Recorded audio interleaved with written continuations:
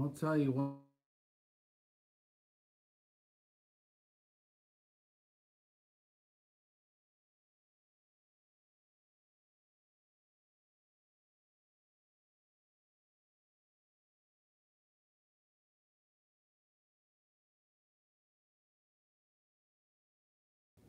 Is it going now? I'll tell you what, guys. One of these days, I'm going to throw my phone, this iPad, and all my computers into the river. And I'm going to prance off into the woods with an axe, build me a house, and call her good. Oh, for God's sakes, man. Modern technologies. Good times and great oldies. Forgive us, please. So here we are live again. For those of you who are checking in after this thing is live, right now it is live, but afterwards we're having technical glitches. I actually know exactly who's doing it too, so it's okay. I actually know some of these guys. But it's right, they like to play their squirrely little games. It's pretty cute. Pretty cute of them to do that. How you guys doing? So we're talking about long-range questions and answers. And I believe we had a question about Ohio. Why are we not in Ohio? Okay. We were just in Indiana with a 0 to deadly course. So there's only, oh, that's what we're talking about. There's only one of me and 50 states. So, and I am working on the cloning, is what I was talking about when it went bad the first time. So as soon as I get a few more clones, I'm going to feed them some Miracle Grow in the little tubes or whatever when they grow up. And then so they grow faster. And then as soon as they're smart enough to actually do the training in all the different states, then we'll get them out there to Ohio and everywhere else as well. But no, I would love to come to Ohio. If anyone has an in on a good shooting range out there that doesn't want to charge infinity dollars, let me know. That would be awesome. All right, we got some questions. Hey, here we are, take 3. Yeah, you guys are patient, man. You guys got bucked off the horse, but you climbed right back on. That's what I like to see. All right, 6 times is a charm. Yeah, no kidding, right? I was telling the guys earlier, just a second ago, I'm going to throw this thing in the river pretty soon. Or throw a chair out the window. Probably the computer will go in the river. I'm building a 6.5 by 47 Lapua on a Savage Model 12 LRP Action. I'll be installing the barrel shortly. What do you recommend for headspace no-go gauges? Here's the thing, guys.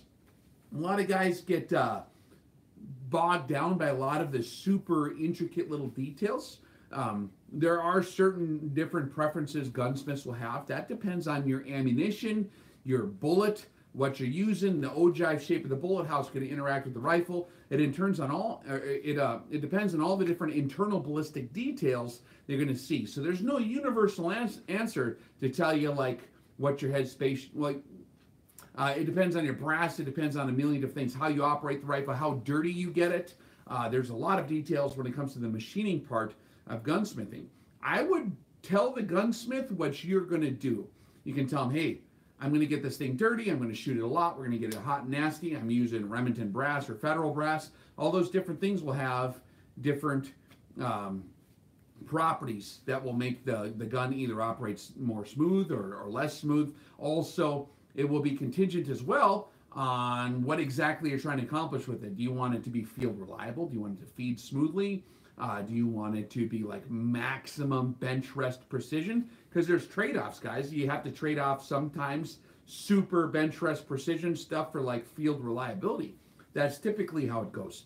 So I would just stick with the typical factory specifications, man, right in the middle of there for my applications. In all reality, once you learn how to drive the rifle effectively, little details like exactly how this head spacing was done, exactly how you cut the throat on the rifle, even reloading details start to kind of fade away the more experience you have in actually, because the long range game is so dynamic and complex that you really have to have your poop in a group in terms of your strategy, how to implement the firing solutions properly, how to balance it out, how to integrate everything into one system. That's another thing too, is you can't just get one or two things squared away. It all has to be in synchronization with the rest of the system. There's so much, I guess, to make a long story short, there's so much going on when you're talking about long range shooting that the time is better and the calories are better expended probably just shooting a lot and shooting whatever you got. I like to have stuff that's field reliable so that it actually feeds.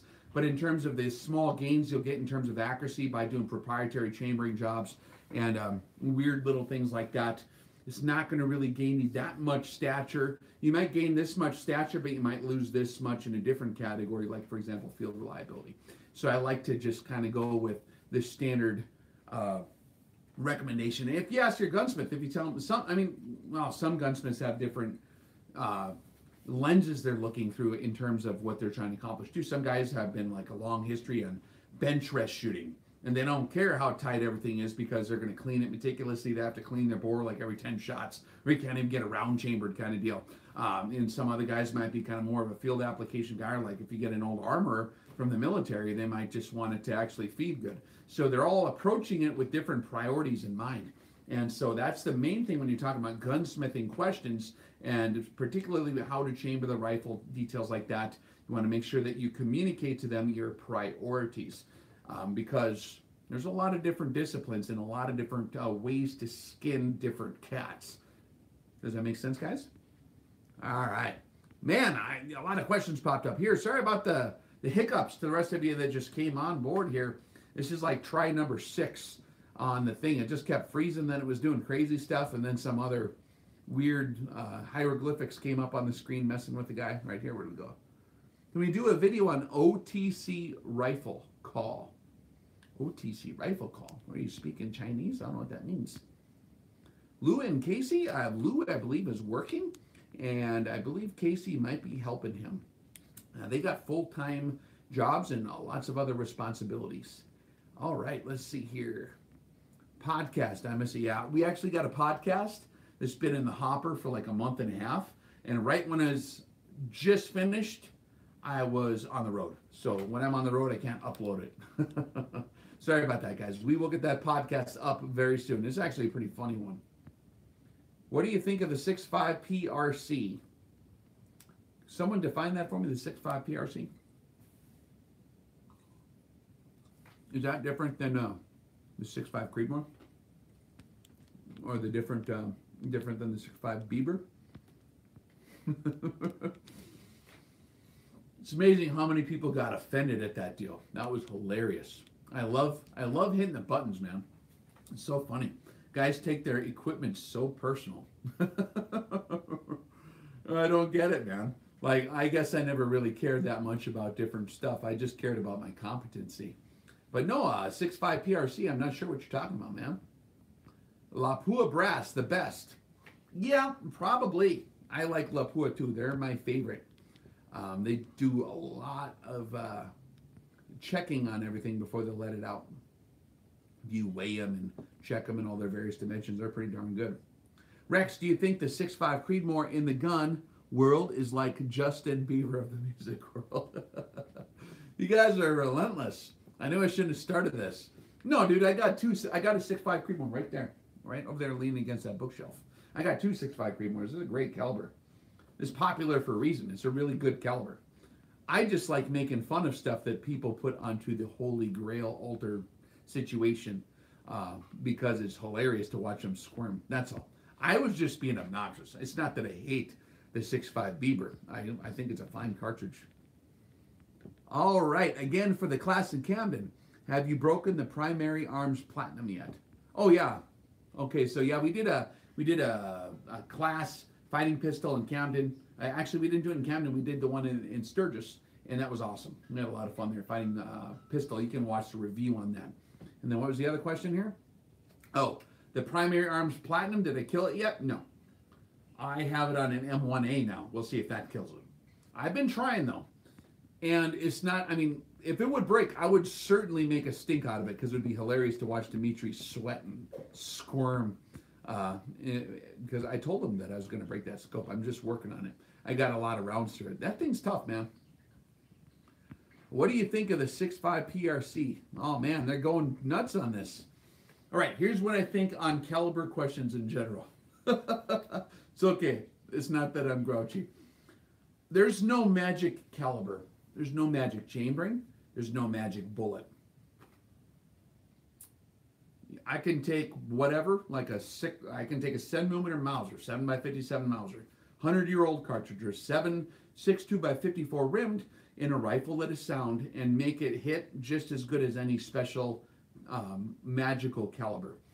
There are subtle differences on these cartridges, and there are subtle design improvements that will give you a little bit of edge in performance in certain ways. But in all reality, it's not like a big hinging deal to me one way or the other. So my lack of focus on different cartridges, I mean, outside basic major things, like in terms of like how fast and hard does it push that bullet?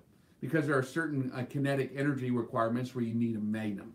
But in terms of like the subtle differences between a bunch of calibers all in the same category, hey man, choose your poison. It doesn't really matter. Whatever you think has magical properties for you, go out and learn how to shoot it.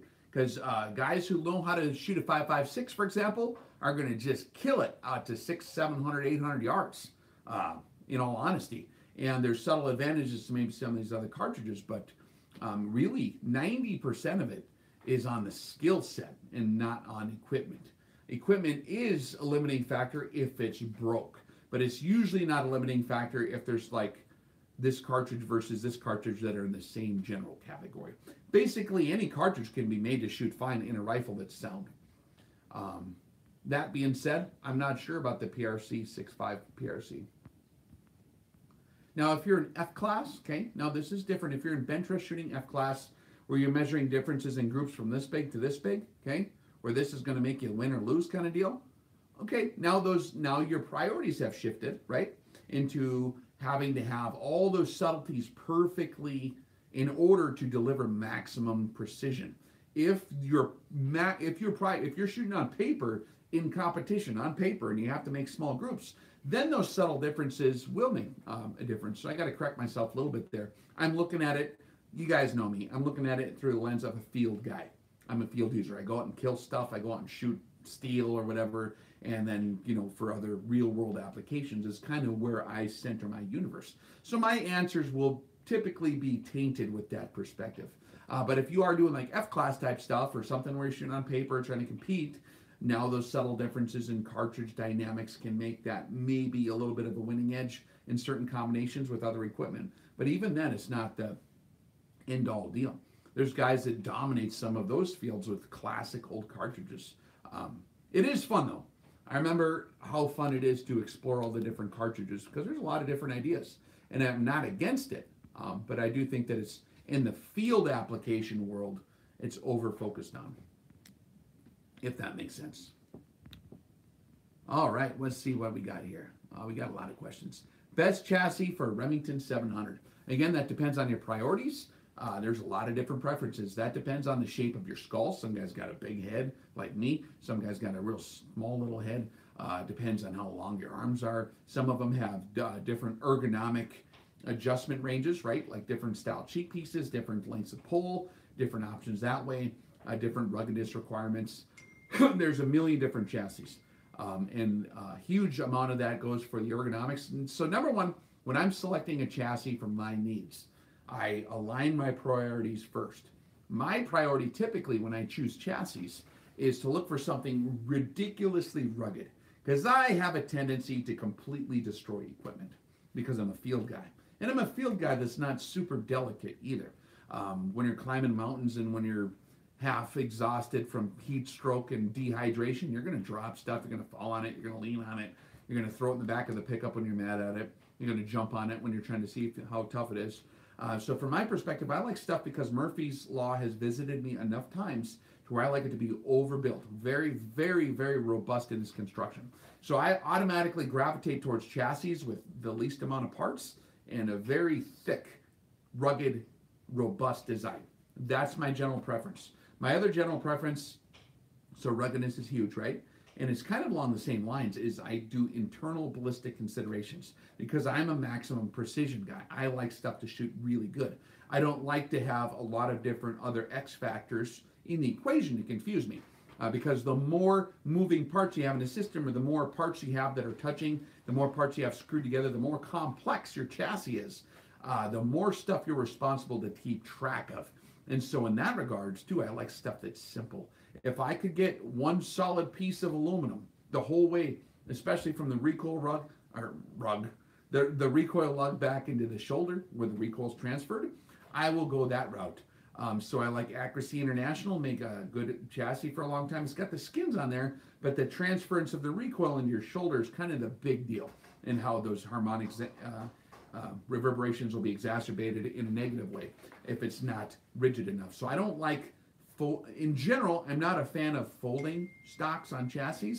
That's, now, unless I was like needing to ride it on a bicycle with my rifle, counterterrorism application, sometimes you got to go incognito with your rifle, you got to sneak it around in a suitcase or whatever, right? And so there's a lot of different applications where a folding stock, or paratroopers, right? That's where the folding stocks really got popular, is stuff where the footprint has to be small. Maybe your trunk is too narrow to pack the rifle, right? So if footprint requirements are a major priority, then I'll say, okay, man, I hate it to do it, but I will get a folding stock. If I don't have that limitation, I would way more, from an internal ballistic perspective, choose a solid chassis all the way from the recoil lug to the back, because I don't like stuff wiggling around, because stuff that can wiggle around eventually will, and then you're trying to troubleshoot it, and that wastes time and money, and in a kinetic situation, it could be like a bad deal. Does that make sense? So with that in mind, Accuracy International for a long time has been a good battle chassis. I actually really like the Macmillan fiberglass stocks because they're just monolithic. It's one piece of material, and you have a cheek and piece adjustment, and they're pretty darn simple. There's not a lot of stuff that can wiggle apart on them. The Mirage ULR is one of my favorites for big rifles, where you're trying to manage recoil in an effective way to observe your bullet trace by yourself. They've done a good job in the Magnum field and in the ELR field for configuring chassis to align the direction of their recoil straight back rather than tipping that barrel up and getting you all confused there. So Mirage ULR is one of my favorite chassis. They're a little bit more cash, but the concept is really good. And George is an awesome guy too. If you ever get a chance, call George Benke at Mirage ULR and visit with him. Tell him Rex said howdy. All right, let's see what, man, I got a lot of questions here. All right, let's go through this here. Arkansas, yeah, man. Hey, Arkansas is kind of sort of close to Alabama, I hear, right? I'm from the Great White North, so I'm not sure exactly where all them different deals are. I do. But what is it? Like in 2 weeks, guys, if you want to do a live fire in Arkansas, or in that part of the world, Florida, all the people in the southeast, okay? Alabama is going to be our next live fire, and that's just like a week or two away. That's on rexdefense.com. You just go on the website, you find the class, and then you can buy it there. That's the last one of them we're going to do there probably this year, and for probably until next year, assuming we keep going with it. We're having a lot of fun so far, but we'll just kind of play it by ear. So if you're in the southeast, if you're in the Florida class or any of the Texas classes, anywhere in the south, honestly, and you want to catch up with the live fire event, and you already got a seminar under your belt, or even a Zero to Deadly, jump on that Alabama class. That's coming up in the middle to late part of this month, so that's like in a couple weeks. That's at Alabama Precision, really nice shooting range, and we're going to have some really good help there too. It's going to be, we're starting to limit our class sizes on the live fires too, so I can spend a lot more time with each one of you guys, and so it'll be a high quality class. You guys will really get a kick out of it. Check it out, man. Come hang out with us. We'll visit until the sun goes down. All right, Rex, where can I find a US Optics ST10? I've looked everywhere for that scope, but can't find it. Well, they don't make those anymore. Now, if I was US Optics, I'd go ahead and make them again, but I don't think they are. So I'm going to have to go on like Gunbroker or eBay or Amazon or someplace where they sell used stuff. The ST10, for those that don't know, is a fixed power, straight 10 scope. Used to be made by US Optics, 30mm main tube. And I really liked them, especially back in the day. They're incredibly, ridiculously rugged, very heavy duty, and the feature set was awesome. They got the Eric knob, the whatever you call them, on top is kind of a big double turn knob, and they're just built like a tank. And so, like as a World War III scope, I really like the ST10s, but you might have to find a used one. I actually have one. And it's not even on a rifle. I mean, I could sell it, but I think I'm going to keep it. Unless you have $1 million, then maybe I'll sell it to you. Any thoughts on the prime twist rate for the 224 Valkyrie? Sorry, guys, have not got a chance to grab on one yet. I've got a lot of guys who are running them right now, getting up some experience on various different platforms and rifles. I mean, the prime twist rate on any rifle, though, will be contingent on exactly what bullets you're pushing, right? So you want to have just enough twist rate to stabilize your bullet. You don't want to go nuts on that. You don't need to have more twists as required to stabilize them. But with the long configuration, a lot of those are like in that 80 to 90 grain range on a 224 caliber bullet. That's a very long, skinny projectile. You're probably not going to go very well through the transonic anyways, so you might as well just go ahead and twist it up. Go ahead and look at your Miller stability number for the bullet you're looking at. It all depends on velocity, atmospherics, and the bullets you're running. The optimum twist rate will be contingent on a lot of things. Come to the seminar, we'll talk about it. Did you visit the world's largest ball of twine on your way home this week, Rex? Is that like a Simpsons reference or something? Is that a real thing? Largest ball of twine? All right. Let's see here. We got some more questions. Have you heard of the scope brand Right On? I have. I actually know the guy who owns that outfit. He's a cool guy, nice veteran guy, veteran-owned company. And he did send me, I think it was the 1-4, one of their 1-4 scopes, and we beat the crap out of it. And that's the video where we drove around in the field, shooting out the windows of the truck, circling the target like maniacs from Mad Max Fury Road, because that's what we're into. We like to do stuff like that. People are like, that's unsafe. I'm like, dude, you ain't never been where I'm from. There ain't nobody out there. Nobody. 0 people, 0 animals. You can shoot in every direction like Yosemite Sam all day long and you're fine. Plus, it's miles and miles of private land that are secured by a giant perimeter fence with velociraptors policing it. Bergara B14 HMR or 705R in 308? Which do you recommend? Okay, guys, good question. So the Bergara rifles, I haven't really got a lot of trigger time on them. I've seen guys at the classes shoot them. They shoot very well. So over the counter, if you're not going to modify anything, if you don't want to screw around with it, if you don't ever want to play with having a gunsmith do it, a Bergara, Tikka, Savage are going to be awesome because they're going to shoot probably better than your Remington 700, in my experience. However, mind you, the Remington 700 is like the Chevy 350 small block. That means you can get parts anywhere. Everyone knows how to work on them. There's 8 billion different modifications and configurations you can do. So if you plan on squirreling around with it, 700 is a good way to go. And I got, just for me, I got a whole bunch of 700s and I have 0 Bergaras because I am a guy that does like to custom do stuff for my application. I have very unique applications compared to what the sporting market offers. So I like different chassis, different triggers and stuff like that. And they're all offered in the Remington 700. The Bergara is beautiful though. It's a very nice rifle. You don't want to screw around and you just want an over-the-counter rig. That's the way I'd go. Does that answer your question? Tikka. Yes, Tikka is very nice. Very, very good shooting rifles. Don't you mean T-Rexes? I'm the T-Rex. I'm in charge of the Velociraptors. Athlon Scopes. Ever try Rex? Actually, weird you bring that up because I just talked with them gentlemen from Athlon today, this morning, and they are sending me some scopes to check out for you guys. So yes, that will be, I think one of them is their flagship model, the Cronus, is that what it is? And then another one is one of their more affordable lines. And I've heard that they're very comparable. They're both good scopes, is what I've heard. So I will definitely be getting into the Athlon Scopes here very soon. I know you guys have been asking about them for like 2 years.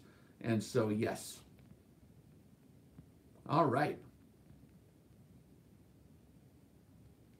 Bergara taught to build barrels by Shylin himself. Pretty cool. Good luck with the Cronus. Mine didn't track. Well, we'll see. If it doesn't track, I will know. And that's another problem with reviewing things, guys, from my perspective, too, is if I'm only reviewing 1 or 2 scopes, either it might work or it might not work. It's hard to get a sample size to give you a good statistical analysis on the overall performance. That's where that warranty thing comes in. Because if you get something that doesn't work, you got to look at their warranty. Are they going to take care of you, or are they not going to take care of you? And if you get one that doesn't track, you send it back. And then eventually you land on one that works, right? When you're talking about over-the-counter optics or budget optics, right? But we'll see. I haven't got the chance to beat the crap out of one of those Athlon Scopes yet. You ever use Vortex? Yes, many. I have used many Vortex Scopes. I have many in my basement. And I have many B-roll footage. I haven't posted anything yet, though, because I'm a nice person. Some of them work really good. I got one that works pretty good. They're gonna round me up and hang me, man. Oh boy, I'm gonna be in trouble. Can you speak on finding the optimum cartridge overall length? Overall length? Okay, optimum cartridge overall length, so that's like from the base of the cartridge to the tip of the bullet. I like to have enough wiggle room to load it into the magazine, because I'm a field guy. If I'm a bench rest guy, I might single feed them, and then I'll load it out to maybe kiss the lands. So that would be good. And that depends on the shape of the ogive and all that stuff. And so if you just, and you have to tweak it. Sometimes it likes to be crammed in there a little bit. Sometimes it likes to just be kissing it. Sometimes it likes to be spaced a little bit back. It depends on how that individual rifle was chambered and how that thing is vibrating when that, and how your reloading process goes. What machinery they're using to load those shells. Those are going to all have different effects on how that works. All right. Thoughts on IOR Recon versus Valdata Recon G2. Okay. So I, a few years back, did the IOR, which is Instrument Optics of Romania, Recon from IOR Valdata. And it's a very awesome scope. It's like one of my top favorite scopes of all time. Really good. Like, if you're shooting a Schmidt and Bender all the time, like I do, I'm a Schmidt and Bender PM2 guy, right? You lay down next to Recon and you get behind that and you're like, what the heck? It's a whole different experience. A 40mm main tube has incredible eye box. Now, if you mathematically figure it out on paper, it doesn't really do it justice. When you're laying behind it, you'll know exactly what I'm talking about. They're very rugged, they're very robust. The G2 line is out of Japan. I believe it's out of LOW. Is the outfit doing those, and that's a different, totally different animal, completely different optic, but it is configured very much the same. It also has a 40mm main tube. It has a huge adjustment range, has a lot of the features you'll see in the original IOR scope, but it is Japanese. Comparing Japanese scopes to European scopes is apples and oranges, guys. There's it's not fair to compare them because they're accomplishing different things, especially Eastern Bloc stuff like the IOR from Romania. The Eastern Bloc mentality in machining in optics seems to be what some guys in the precision world would maybe accuse of being crude design, but it's very robust and very rugged. I like robust and rugged. I don't care about how pretty it is, okay? So I really like the IOR from East Europe, from Romania. That's what I like about those. The Japanese do a very good job on making it very smooth and refined, and they have a lot of precision in how they put things together. And so if you're looking for that, then the G2 might be the way to go, okay? So there is apples and oranges, totally different animals. Depends on exactly what your preferences are. Anyone want to buy my Vortex? All right, don't dodge the question. What you drinking? What's your poison? Disaronno. What do you call it? Amaretto sour. It is my day off. Very soon. I think the sun's almost down right now, man. I'm going to chill like a villain. I'm not hiding nothing, guys. You know me. Hey, that's a good topic of discussion, too, is trying to act cooler than you actually are, because that's what a lot of guys like me are tempted to do sometimes, and try to project something that you're not, right? I don't like doing that. What you see is what you get, guys. If you ever get a chance to come meet me at one of the training deals, you'll see I'm exactly the same guy that I am right now. There's no difference, for the most part. I might get a little more silly out there. No, we have a lot of fun. It's too much work trying to be cool, guys. There's a lot of people who spend a lot of time combing their hair, worrying about what kind of pants they're going to wear, worrying about buttoning up their shirt all the way. Now, I like to be civilized, not to scare the old ladies, right? That's important. But in terms of the rest of the details to gain that social hierarchy status over other people, dude, I don't care at all. I have zero desire to be cool or be seen as an authority over anyone else or be smarter than anyone or be cooler than anyone. I don't care at all. I never really did either. I do like throwing monkey wrenches into standard systems that have been accepted as, so if there's like a sacred cow that's untouchable and no one's allowed to talk about it, I'll throw a monkey wrench in the gears because it's hilarious. So I disrespect some of those things, but that's just my personal nature. They call that a rebellious attitude. I love you guys. Did we stop doing the podcast? No, man, we're still doing them. I'm just slow to upload them. I've been on the road, man. I've been on the road again. Hey, Rex, do any of this CSASS program submissions or other DMR rifles make your list of military grade semi-automatic sniper rifles? If so, can you explain? Was this a gentleman that was emailing me a couple times? I think so. If not, this is a good place to talk about it. So define a military grade rifle. We'll talk the gas impingement AR-15 design, for example, okay? In my opinion, the biggest priority of a military grade rifle, okay, would be absolute ruggedness in terms that it will not break and it will always shoot. When you pull the trigger, it has to shoot. All the rest of the stuff, ergonomics, cool stuff, posing, color schemes, accuracy even, take a back seat to absolute reliability under ridiculously stupid conditions. So when I'm looking for an AR-15, I shop for stuff. If you ever look at like a mil-spec M16 or M4, that's kind of where I gravitate. Those different features are on there for a reason. There's a reason they use the A2 front side post is because you can break rocks with it. Well, not exactly. It's little soft rocks, but you can really beat the crap out of that thing, and it's not going to get bent or broke. Also, how the gas ports up on front there, where this gas block is pinned on. I don't like stuff that turns on with a screw. I've had them come loose. They can come loose. So that's the military specifications are done for a reason. Absolute reliability. A lot of guys in the competition world, in the 3-gun world especially, where they're running these high-speed configurations where the gun's like perfectly balanced out the gas system, where the timing and the legs adjusted and the bolt and the buffer is all timed out to be just real smooth and it just tosses your brass out a little bit over here, is great for that. If you're trying to like beat the buzzer, boom, boom, boom, and you can stay on target and the rifle's moving less and it's quicker action and all that kind of stuff, right? That's great for those applications. However, for a military grade rifle, I think it's imperative that it ejects the empty cartridge and slams a new one in there. I don't care how nice it's acting. I need that sucker under crude conditions after I submerge it to open all the way and then slam a new cartridge in there. So that's my preferences when you're talking about military grade, quote unquote, AR-15 rifles, things like that. I think that way.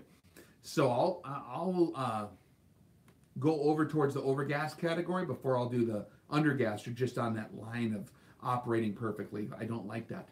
I like it to be perfectly configured for maximum reliability. Does that make sense? All right. What has been your experience with Hornady ELD match line of projectiles? They fly great. They kill stuff great. They're a great bullet. Hornady does a good job in everything they do, in my experience. They never really screwed the pooch, so to speak. They do a good job. Pretty exciting, huh? Pretty exciting times. Another question we had on emails quite a few times. Guys are asking about the Combat Command Fire class coming up at the end of this month. That's in West Texas. That's for any of the alumni who have done either an RX seminar or one of the live fire events. You're eligible to come to the Combat Command Fire class. And I think some folks are hesitating based on being confused by the equipment list or being overwhelmed by the equipment list. Here's the thing. It's actually pretty simple. All you need to do to come to the Combat Command Fire is bring your field kit. What are you going to take if you go hunting or if you go out, your Minuteman kit? So you're going to need your rifle.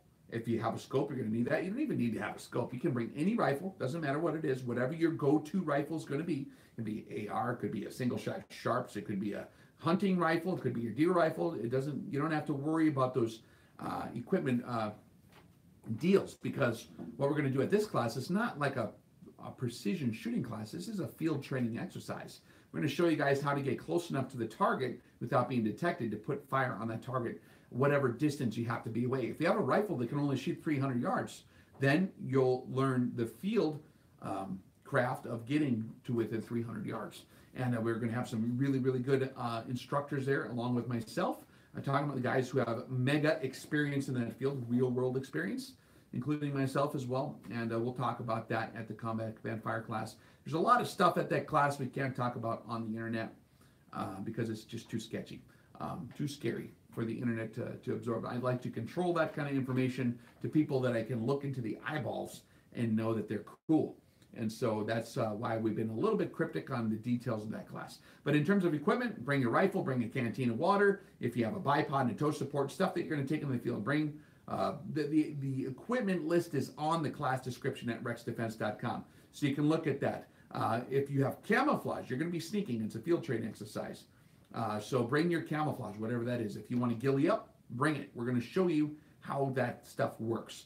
Whatever you think you're going to use in the field, bring it. If you're going to wear BDUs, whatever it is. If you want to wear your cowboy hat and your brown, like plaid jacket and whatever you're going to use when you're doing your thing out there in the real world is what we want you to bring to this particular course, okay? So don't get hung up on the equipment list. That's just kind of like if people have absolutely no idea what guys would bring. It's an example. You're going to need a rifle. That's a big deal. You're going to need ammo, and then you're going to need your sneaky guy stuff. And also bring some water and snacks, because you will be out in the field in West Texas, crawling around, probably out in the bush. If you want to be sneaky, you'll be crawling. You're not going to be walking upright. So, so that's answering that question there too. All right, let's go back here. I think I missed a few. How's your MILW barrel doing? Incredible. That rifle is stupid accurate. MILW builds a good barrel. That's a 1 in 10 twist on my 308 Remington 700 that I had blueprinted by my man Ackerman. Really good gunsmith up where I'm from. Taught me a lot of stuff over the years. Pretty cool guy. And that rifle shoots, I think it's an MTU contour barrel, and it puts like every bullet basically almost in the same hole. I mean, a quarter minute of angle, pretty consistent. Maybe on a bad day you'll do half minute. But it's a very, very good shooting rifle if I do my part. Most of it's me screwing it up. But it's a very, very good shooting barrel.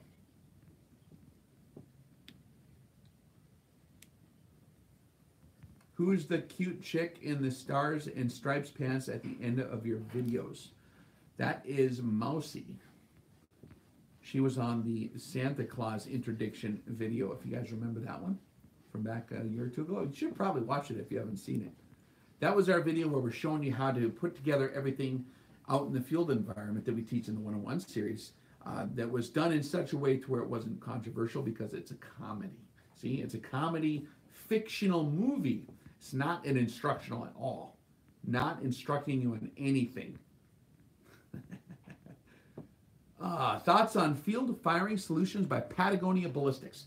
So my friend Eduardo Foncuberta is a very, very big fan of the Patagonia Ballistics. I have not got a chance to play with it. I would actually like to go and check that out.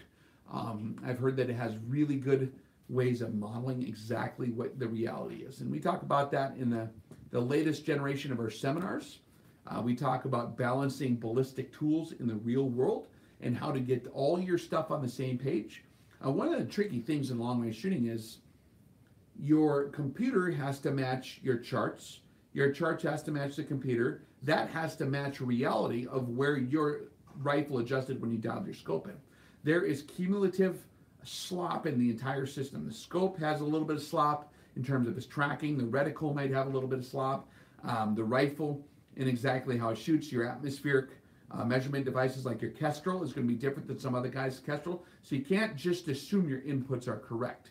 You have to custom tailor everything to make sure that it's balanced together properly. And it's not hard to do that once you develop a good strategy for doing that. So that's something we're uploading into our students in the new seminar, the new generation of the seminars, as we talk all about all those different ballistic tools and how to get them to work properly and how to get them to work with absolute perfection. Because what you do is you don't use the modeling to tell you what you're going to do. You use reality to adjust your modeling. You know what I mean? The model is based on what they anticipate reality is going to be based on test equipment that some other guy used to develop the drag models, right? And so the guys who developed the drag models were using a certain barrel, a certain whatever, certain test equipment to measure all the different things. And so what you have to do is you have to consider that your equipment is going to be different than the test equipment, even if it's very close, even if it's the same model rifle, it's going to be slightly different. So you're always going to have some degree, especially if you get into ELR shooting, guys. You might not see it at 1,000 yards, but if you're shooting 2,000 yards, you will start to see it a lot. And you have to adjust your model to match reality. And we show you how to do that. Thoughts on Ritter and Stark? I would love to get a hold of one of them things. I heard they're pretty sweet. I did shoot a few rounds out of Charlie Mountains when I was out there in Texas last time. It was a smooth shooting rifle. I think I had the elevation adjusted wrong, like by a spin, because I was way off. But that was me. That wasn't the rifle, but it handled very nicely. Mil dot versus mil quad reticles. The mil quad's nice. I think it's a good design, but honestly, for those of you who don't know what he's talking about, the mil quad reticle is a new reticle in the SWFA Super Sniper series of optics. And I don't know why they gravitated away from the mil dots, but they do it's a little diamond with an open thing. It's a very good design. My issue with some of those optics is I don't know what happened in the last couple of years with SWFA, but from what I've been seeing in the classes, there's been a lot more of them that are kind of thrown together. Some of them are poop in the bed now. And so the older ones with the mil dots are the ones I like, not because they're the good models, but the original military contract scope had an NSN number. That was a fixed 10, the military one with the side focus, and it had mil dots in it. And that's from the old days. I'm not sure if it's a different batch. I know they did adjust some parameters in their design a little bit for some of the civilian scopes. So this is different than the reticle discussion. But in terms of the tracking and stuff like that, there's still a really good scope, and there's nothing else on the market that I've seen in the $300 price range that works.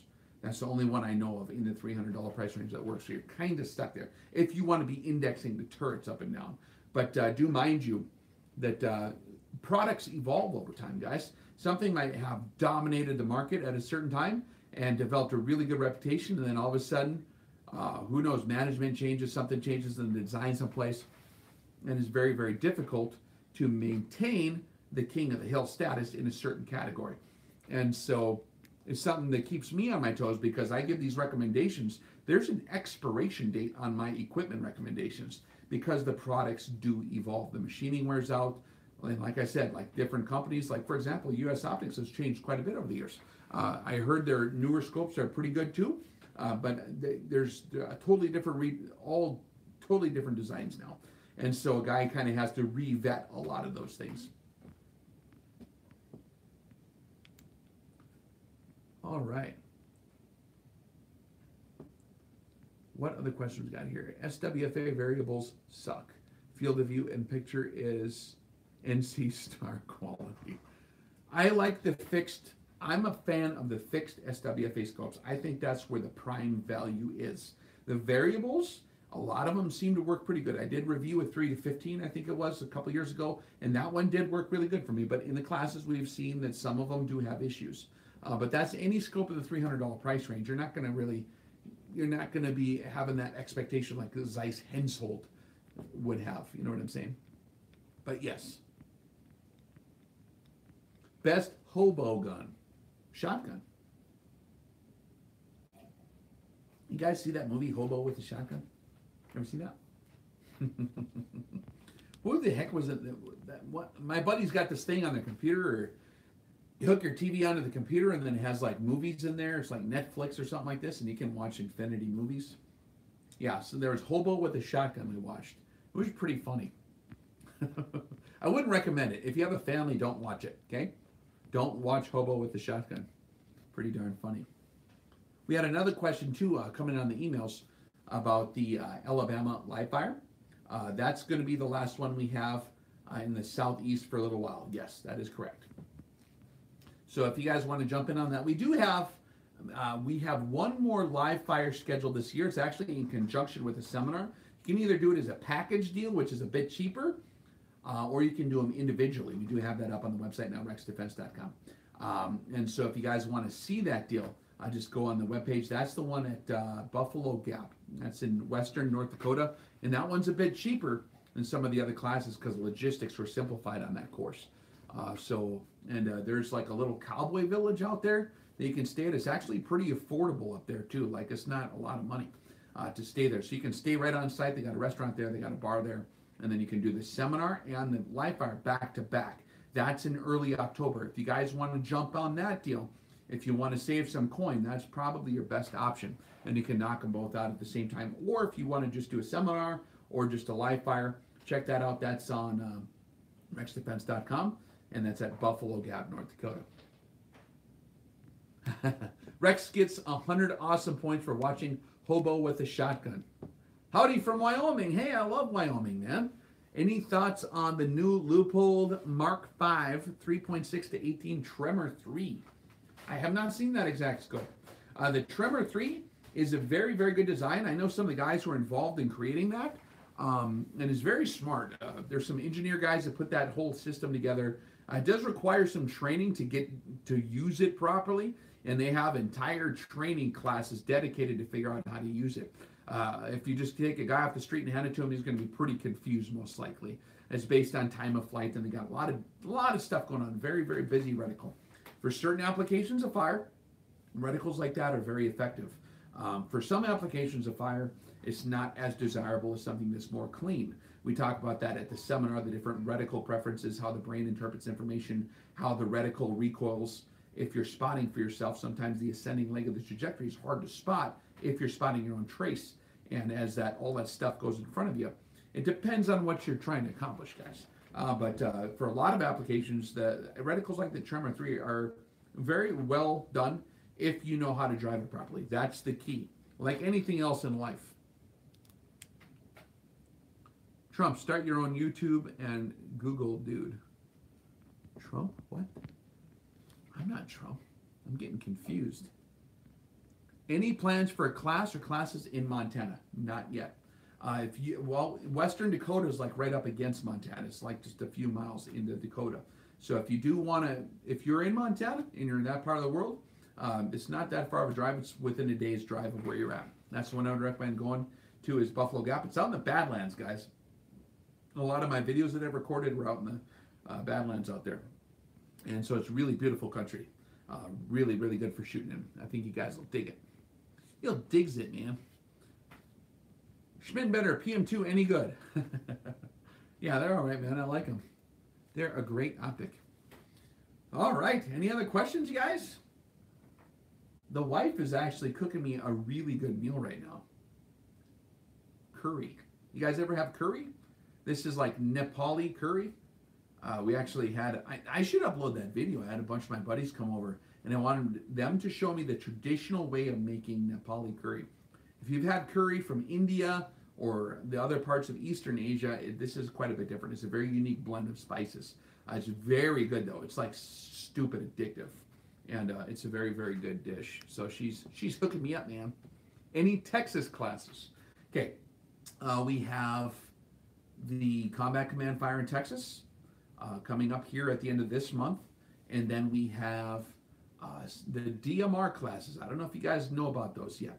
The Designated Marksman classes. If you run an AR-15 and you want to fill in the gap between the close quarter stuff and the fighting rifle distances, most guys are pretty proficient with AR-15s out to 200 and 300 yards. With an aim point, you can totally get it done there.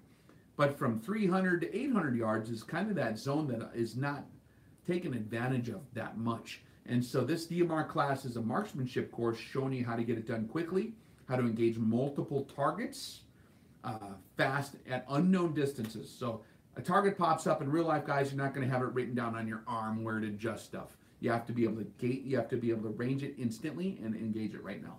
So we show you how to do that. The DMR courses, rexdefense.com. That's also in West Texas. We'll probably get some stuff going elsewhere in Texas. I got some other friends down there who want to get some other things going, so we'll see how that evolves. But there's nothing on the books yet. But those two are the Texas classes we have. Ideal setup or ideal rifle setup, weight loadout for the combat command fire course. Okay, so think of like what a sniper rifle is, right, guys? If you want to take advantage of being a little bit farther away, a little bit more comfortable, then a rifle configure like what you guys are familiar with in the PRS world, right? Something with a heavy target barrel that's going to handle like a pussycat and be relatively precise out to your max range. It depends on what you're running. I would say like a 308, you're asking for an exact rifle, okay. So like a 308 with a 20-inch barrel, Remington, if you're on a budget, Remington 700 AAC in a 308 caliber with a 20-inch barrel and a silencer, and I spray paint it with a rattle can, and I get all camouflage, and I put like a Super Sniper and ST10 on there. Something that you can drag around, it's not going to get broke.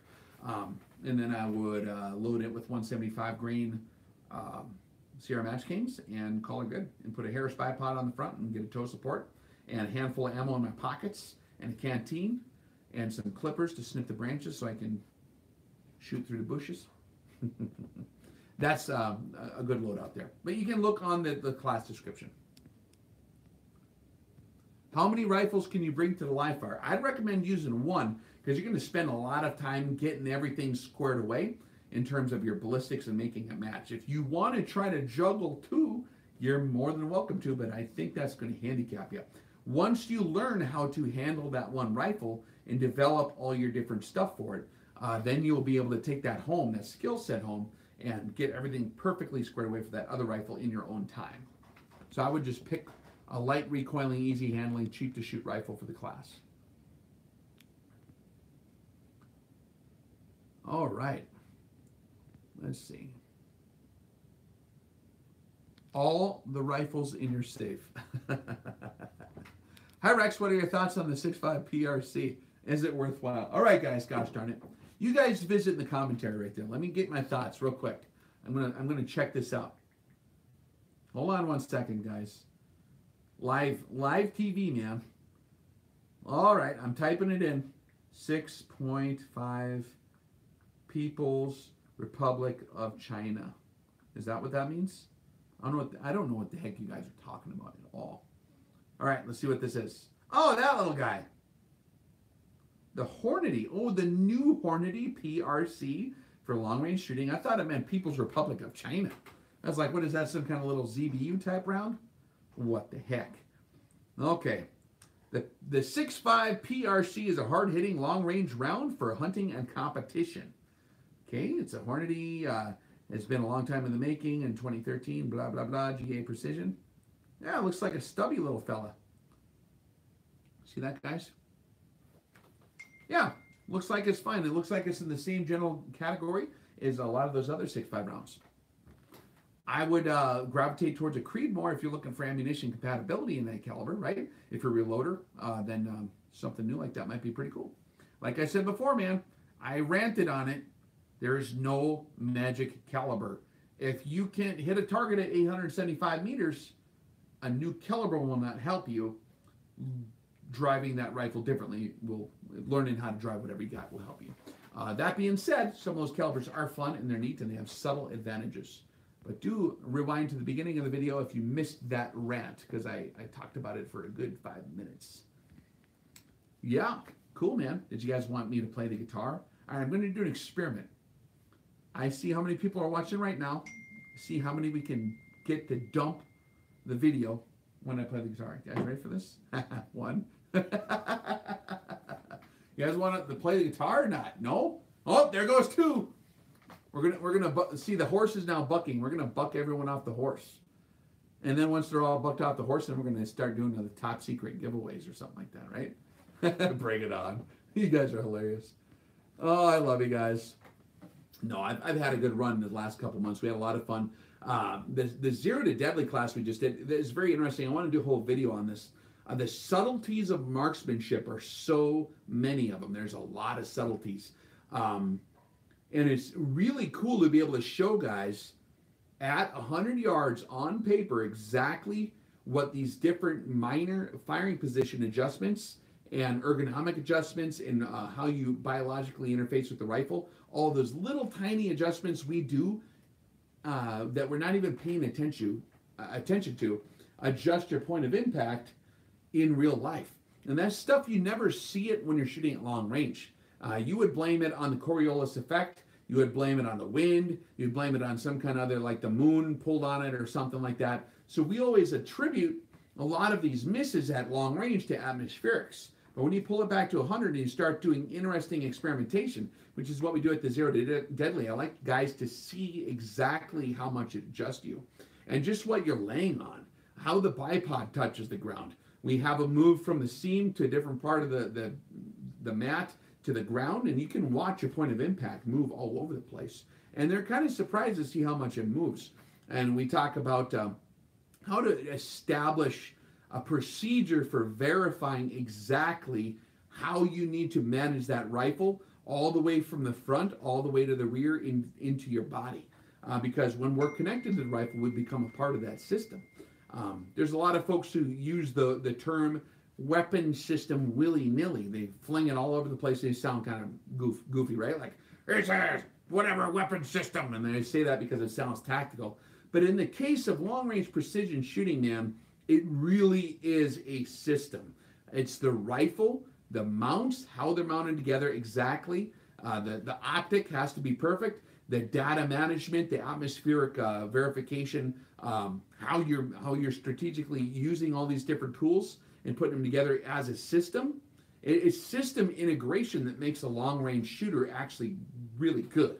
It's not one of those components. It's not any piece of kit. It's how they're integrated into a system that's managed effectively. That's the goal. That's the key. And so it really is a system. And it's interesting to watch and diagnose problems with not only marksmanship, but with internal ballistic firing position analysis at those distances. So that was an experimental course we did in Indiana, Zero to Deadly. I think that actually that's going to probably replace most of the seminars, because it was a field seminar where guys are laying down in the field shooting, and then we stop and we visit about what we just saw. It's the most organic way to learn it, just like we all did when we were kids. You go out there with grandpa, your dad, or your uncle, and you shoot a little bit, and then when stuff weird happens, he explains what happened. So the Zero to Deadly was awesome for that. We're still going to keep the seminar as a flagship class. That's for the master's degree guys that are really, really already on top of it. And that's something that we're not going to get rid of, but we're going to probably do a lot more of the Zero to Deadlies than we are going to do the seminars, because I think that that's super important to lay down that foundation in a very solid way. Does that make sense? You guys ready for this? You want to play the guitar? No? They're scared, aren't they? Any thoughts on action quality for accuracy? Yeah. Accuracy is going to be contingent on a lot of things. Number one, is going to be contingent on us. Pretty much any over-the-counter rifle is going to shoot better than us for the most part. With that being said, once you've been shooting for a couple of years, or you've mastered marksmanship, then you can start to look at refinements in the system with internal ballistics. And having a good tight action is a huge advantage in some cases, especially if you have something that's sloppy. But most over-the-counter sporting rifles now, especially if you get a rifle configured for precision shooting, is going to have most of the bugs worked out of it. Some of the stuff does need a little tender loving care, like Remington 700s typically do need a little bit of tender love and care to get to that performance level. But like your Savage, your Tikka, Sacco, Bugera, the rifles like that, the Ruger precision rifles, are all very good shooters. And if you get a custom rifle and you do a custom action, they're going to be good out of the gates. Pretty much all those are going to shoot very well. There's subtle advantages and different preferences guys have to those different actions in terms of how they feed, what features they possess, and things like that. But in terms of internal ballistic soundness, yeah, it's a good discussion. I'm going to escape here in a minute. I actually got my crew coming over here pretty soon. See, oh yeah, I got a jet here in 5 minutes. You guys want a song or what? Judas Priest, Metallica. Oh man, Freebird. Hold on.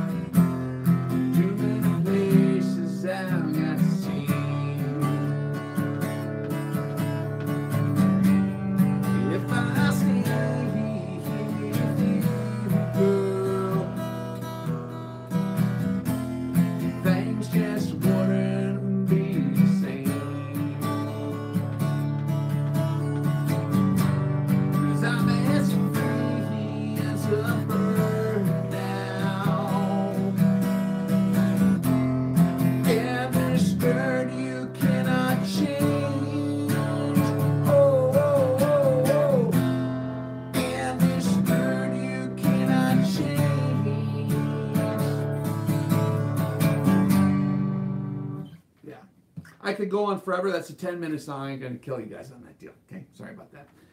Did you know it's kind of ballsy to go live with stuff like that? Because if I completely butchered it, it's on there, man. It's on there forever. Just saying. Hey, check this one out. Huh? Stranglehold? Which one is that? You got me in a string. Oh, yeah, yeah.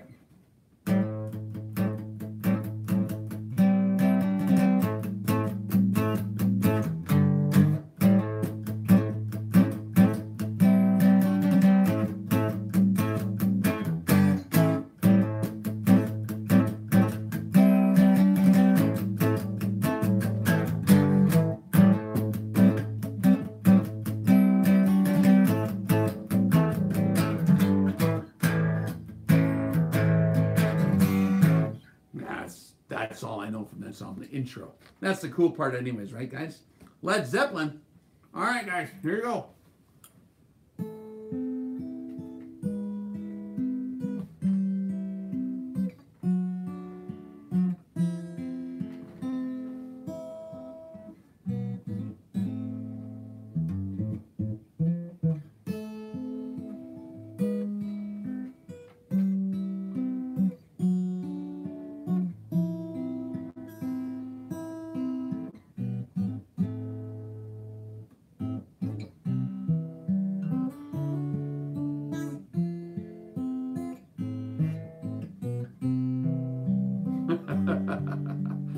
I love your commentaries. It's hilarious.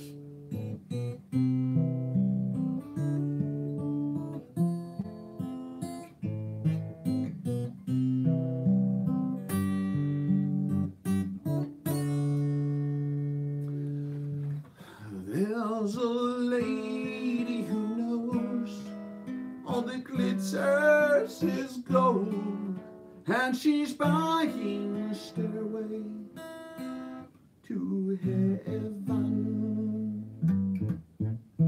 To get there, she knows if the stores are all closed, with the world she can get what you came for.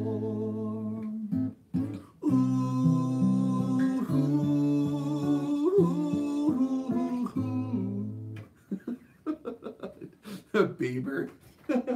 You guys are cracking me up, man. I used to actually know how to play guitar back in the day. That was like my thing that I did. It's fun. It relaxes me. It's good stuff, man. Oh yeah. Fritz Bushwhacker, my man. How you doing, cowboy? Oh man. Any other long range questions, guys? I'm gonna jet here in a sec. Anything else? Totally satisfied, huh? Oh, you guys want to see the little radical animal? Give me this little guy. Meet him. It's Rambo. Yeah, he's horrible. He terrorizes the entire household. Dude, Rambo went nuts the other night, and I thought it was a demon or something. Like a gremlin from the movie Gremlins. That was the exact sound. Yeah, Rambo. Hey, what's your guys' favorite Rambo movie? Mine's Rambo 2. You want to take the cap? Okay. Rambo 2 is great. That's a great movie. I like the part from the part of the movie where they got him, then they're torturing him or whatever, and the Russian advisor's there, and they make him call on the radio. Remember that part? And he's holding the microphone, and Stallone's getting all like he's gonna start dishing out the judgment, right? And so he's holding on the radio, and he's like just flexing more and more. Murdoch, I'm coming for you. And then he smashes and like destroys all that stuff, and pretty soon he's got a machine gun, and then he's got a helicopter, and then he shoots a missile launcher through the windshield on the helicopter. Dude, that was awesome. The best build-up in an action movie I have seen ever. So, Rambo 2 is my favorite. Rambo 4 is pretty good too, the newer one. All right, guys. I think we got her done, man. May the Schwartz be with you. Just a final reminder, if you do want to catch the Alabama live fire, that's at the end of this month, rexdefense.com. That'll be the last time that Southeast probably you're going to get to do a live fire in quite a while. Combat Command Fire, Just bring whatever you got in terms of your camouflage and your shooting equipment. Don't get intimidated by the equipment list.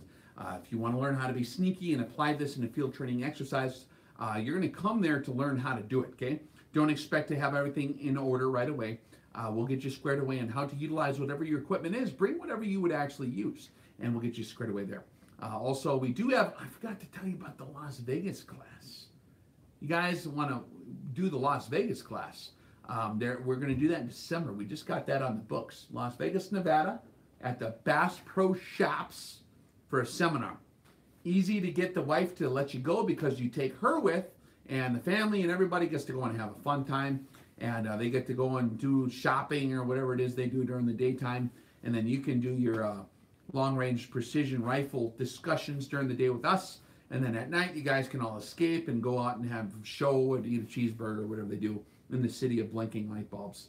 So if you do want to hang out with us and you haven't seen a seminar yet, Las Vegas is on rexdefense.com, the seminar there. That's going to be the last one of the year. And so we'll see you guys there. How many rounds do you need for the live fire? Do check out rexdefense.com. If you click under the class details, it'll have a description. You got to click to get the full description. It'll give you the full equipment loadout there. If you have any questions there. All right, guys. You are my favorite. If I know how to kill this thing properly. Oh, let's not do this again, please. Oh, no, I don't know what button to hit. Seriously. That's to turn it around. Is this the right button? All right, guys.